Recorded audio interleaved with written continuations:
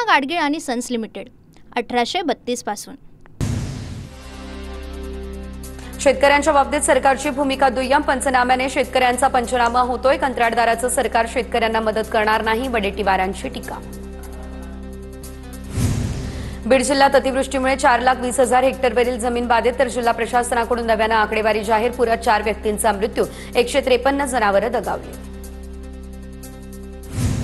हिंगोली जिल्ह्यामध्ये होत असलेल्या पावसामुळे केळी उत्पादक शेतकरी दुहेरी संकटात। लागवड केलेली केळीची रोपटं कुजून जात आहे, तर भाव नसल्यानं केळीला कवडी मोलभाव।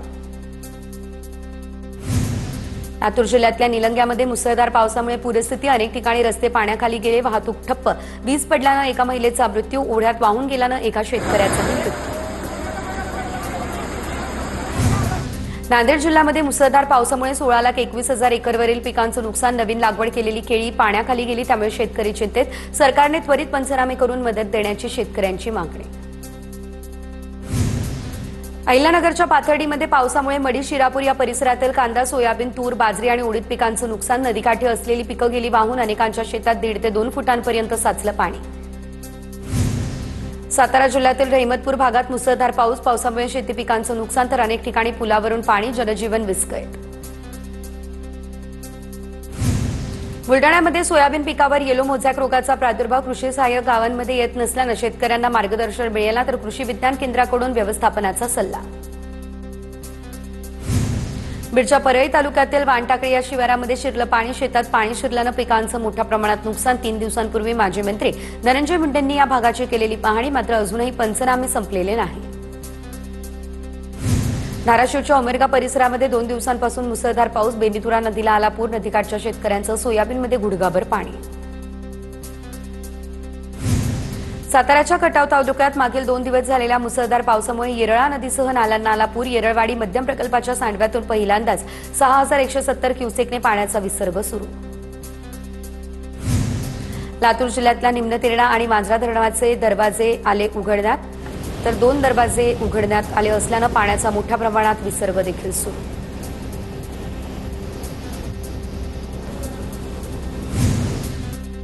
साताऱ्यातील कोयना धरण 100% भरलं, धरणातून 11,700 क्युसेकने पाण्याचा विसर्ग सुरू। नदीकाठच्या गावांना सतर्कतेचा इशारा। परभणीच्या सेलू तालुक्यातील निम्न दुधना प्रकल्पातून पाण्याचा विसर्ग सुरू। दुधना नदीला पूर, मानवत तालुक्यातील टाकळी, निलवर्ण या ठिकाणी पुलावरून पाणी, शाळकरी मुलांची कसरत।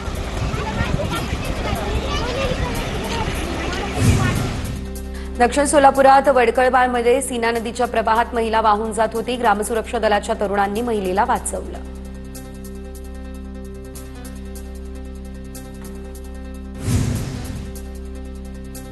लातूर जिल्ह्यातल्या निलंगा तालुक्यातील काटेजवळगा या गावात जोरदार पाऊस, ओढ्यांना आलेल्या पुरात 1 जण गेला वाहून, तर 1 जण झाडावर अडकून बसला होता। झाडावर अडकलेल्या ग्रामस्थाला लोकांनी काढलं बाहेर। बुलडाण्यात नदीच्या पुरात वाहून गेल्यानं वयोवृद्ध शेतकऱ्याचा मृत्यू। चिखली तालुक्यातील खंडाळा मकरध्वज या ठिकाणची घटना। शेतातून घरी परत येत असताना लक्ष्मण ठेंग पुराच्या पाण्यात वाहून गेले। सांगोला तालुक्यातील कडलासमध्ये मुसळधार पाऊस, पावसाचं पाणी हे भटक्या विमुक्तांच्या वस्तीमध्ये घरात शिरलं। दिग्विजय पाटील यांच्याकडून नुकसानग्रस्तांना मदत। नाशिकच्या येवला तालुक्यातील गारखेडा या ठिकाणी रस्त्याची दुरावस्था, विद्यार्थ्यांना चिखल तुडवत शाळेत येण्याची वेळ। गारखेडा गवंडगाव रस्ता दुरुस्त करा, अन्यथा मुलांना शाळेत पाठवणार नाही, पालकांचा पवित्रा। अहिल्यानगरच्या पाथर्डी तालुक्यातील शिरपूरमध्ये जोरदार पाऊस, तर मुसळधार पावसामुळे पिकांचं झालं मोठ्या प्रमाणात नुकसान। पुराच्या पाण्यात तरुण गेला वाहून। नाशिक जिल्ह्यात टोमॅटोला कवडीमोल भाव मिळत असल्यानं टोमॅटो फेकून देण्याची शेतकऱ्यांवर उडावली वेळ। येवल्यातील पिंपळगाव बसवंतमधील शेतकऱ्यांकडून रस्त्यावर टोमॅटो फेकत रोष व्यक्त। रत्नागिरीमधल्या चिपळूण तालुक्यातील सावर्डे डेरवण रस्त्याची दुरावस्था, दरवर्षी खड्डे भरण्याचं काम करूनही काम निकृष्ट होत असल्यानं नागरिकांचा संताप। नाशिकच्या इगतपुरीमध्ये मुंबई आग्रा महामार्गावर खड्ड्यांचं साम्राज्य, अनेक ठिकाणी उड्डाणपुलाचं काम संथ गतीने सुरू। पिंपरी फाट्याजवळच्या उड्डाणपुलावरती रस्त्याच्या कडेला रेती साचल्यानं अपघाताला निमंत्रण, नागरिकांचा संताप। जालन्यात जरांगेंच्या बैठकीत अचानक मधमाशांचा हल्ला, बैठकीसाठी आलेल्या काही जणांना मधमाशांचा चावा। मराठा कार्यकर्त्यांनी जरांगेंना तात्काळ दुसरीकडे हलवलं, बैठकीच्या ठिकाणी मधमाशा आल्यानं गोंधळ। कुणबी समाजाचा 9 ऑक्टोबरला एल्गार मोर्चा मराठा समाजाला कुणबी प्रमाणपत्र देण्यासाठी हैदराबाद गॅझेटची अंमलबजावणी करण्याच्या निर्णयाविरोधात मोर्चा, तर या मोर्चाला कोकणासह राज्यभरातील कुणबी संघटनांचा पाठिंबा. भंडाऱ्यामध्ये विजय वडेट्टीवार यांच्या प्रमुख उपस्थितीमध्ये सकल ओबीसी महामोर्चा समन्वय समितीची बैठक. सकल ओबीसींच्या अस्तित्वाची लढाई असल्याचं म्हणत विजय वडेट्टीवार आक्रमक. एसटी प्रवर्गात आरक्षण देण्याच्या मागणीसाठी बंजारा समाजाचा एल्गार, तर प्राध्यापक अभियंत्यांची कन्नड ते मुंबई पायवारी. हैदराबाद गॅझेट लागू करून एसटीमध्ये आरक्षण देण्याची मागणी.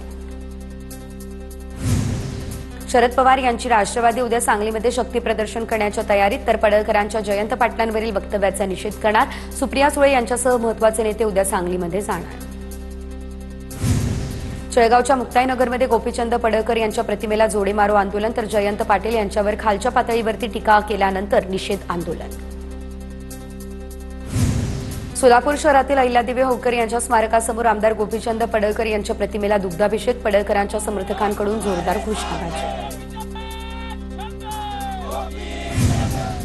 नाशिकच्या त्र्यंबकेश्वरमध्ये काल पत्रकारांवर हल्ला, त्यानंतर जनमानसातून निषेध, तर घटनेच्या निषेधार्थ नाशिक जिल्हा मातंग समन्वय समितीच्या वतीने जोरदार घोषणाबाजी करत आंदोलन. पत्रकारांच्या सुरक्षेसाठी कठोर कारवाई करण्याची मागणी. नाशिकच्या मालेगावात जन्म प्रमाणपत्रातील घोटाळा प्रकरण, अस्तित्वात नसलेल्या आजोबांच्या नावावर जन्म प्रमाणपत्र काढल्याचं समोर, पण मालेगावातील सगळे जन्म प्रमाणपत्र घोटाळे रद्द केल्याची सोमय्यांची माहिती. किरीट सोमय्या यांच्याकडून प्रकरणावर भाष्य, घोटाळ्यावर गुन्हे दाखल. सिंधुदुर्ग जिल्ह्यात चोरी करणारी टोळी जेरबंद. झारापच्या बँक ऑफ इंडियाचे एटीएम फोडण्याचा प्रयत्न करणारी ही टोळी इंदापूरमधील असल्याचं तपासात समोर. 5 जणांकडून तब्बल 27 एटीएम कार्ड, 4 मोबाईल, कार आणि अन्य साहित्यही जप्त. वर्ध्याच्या हिंगणघाटमध्ये गांजाची विक्री करणाऱ्यावरती पोलिसांची कारवाई. 2 आरोपींविरोधात पोलीस ठाण्यामध्ये गुन्हा दाखल. 1 किलो गांजा, दुचाकी, मोबाईलसह 1,41,000चा मुद्देमालही जप्त. अमरावतीमध्ये एका महाविद्यालयातील प्राचार्याचा महिलेवर अत्याचार, पदोन्नतीचा आमिष देत प्राचार्याकडून महिलेवरती अत्याचार. अमरावतीच्या नांदगाव पेठ या पोलिसात तक्रार दाखल. वाशिमच्या रिसोडमधील दुकान फोडून मोबाईल लंपास करणाऱ्या चोराला अटक. तब्बल 7,34,000 रुपयांचा मुद्देमाल केला जप्त. नंदुरबारच्या कल्लेखेत या पाडामधील जिल्हा परिषद शाळेच्या शिक्षकाची बदली झाल्यानं विद्यार्थ्यांना अश्रू अनावर. सर्वच विद्यार्थ्यांनी टाहो फोडल्यानं शिक्षकही झाले भावूक. हिंगोलीमधील औंढा नागनाथ या तालुक्यातील असोंदा जिल्हा परिषद शाळेतील शिक्षिका कल्पना हलगे यांची 7 वर्षांनंतर बदली, तर नव्या ठिकाणी रुजू होण्याआधी निरोप देताना चिमुकल्या विद्यार्थ्यांसह ग्रामस्थांना अश्रू अनावर. चंद्रपूर महानगरपालिकेच्या वतीने दर शनिवारी राबवला जातोय दप्तरविना शाळा उपक्रम. नाविन्यपूर्ण उपक्रम राबवण्यात येत असल्यानं विद्यार्थ्यांचा उत्स्फूर्त असा सहभाग. बीडच्या अंबाजोगाईच्या योगेश्वरी देवी महोत्सवाची तयारी पूर्ण. सकाळी 4:30 वाजता विधिवत पूजा करून भाविकांसाठी मंदिर होणार खुलं, तर 10 वाजता घटस्थापना केली जाणार. मंदिर परिसरामध्ये 32 सीसीटीव्ही कॅमेरेही लावले. जळगावमध्ये देवीच्या स्थापनेसाठी आता सार्वजनिक दुर्गोत्सव मंडळाची तयारी पूर्ण, तर स्टेज उभारणीसह आकर्षक सजावट करण्यासाठी मंडळांची लगबग. गरबा आणि दांडिया खेळण्यासाठी देखील मैदान तयारीचे काम सुरू. नागपूरमधल्या कोराडी या ठिकाणच्या जगदंबा महालक्ष्मी मंदिरामध्ये नवरात्र उत्सवाची जय्यत तयारी सुरू. मंदिरात यंदा 5,551 घंटा बसवण्यात आल्या. भाविकांच्या सुरक्षेसाठी देखील विशेष व्यवस्था. पुण्याच्या चतुर्शृंगी मंदिर नवरात्र महोत्सवाची तयारी सुरू. उद्या सकाळी 8:30 वाजता मंदिर व्यवस्थापक विश्वस्त रवींद्र अनगळ यांच्या हस्ते होणार घटस्थापना. 9 दिवस विविध कार्यक्रमांचं आयोजन. मुंबईमधल्या महालक्ष्मी मंदिरातील नवरात्र उत्सवाची तयारी पूर्ण. 77 सीसीटीव्ही, मेटल डिटेक्टर, डॉक्टरांची टीम सज्ज. वाहतुकीसाठी विशेष नियोजन. गर्दीच्या पार्श्वभूमीवर भाविकांसाठी विशेष रांग व्यवस्था. पिण्याचं पाणी, पादत्राण ठेवण्याची देखील सुविधा उपलब्ध.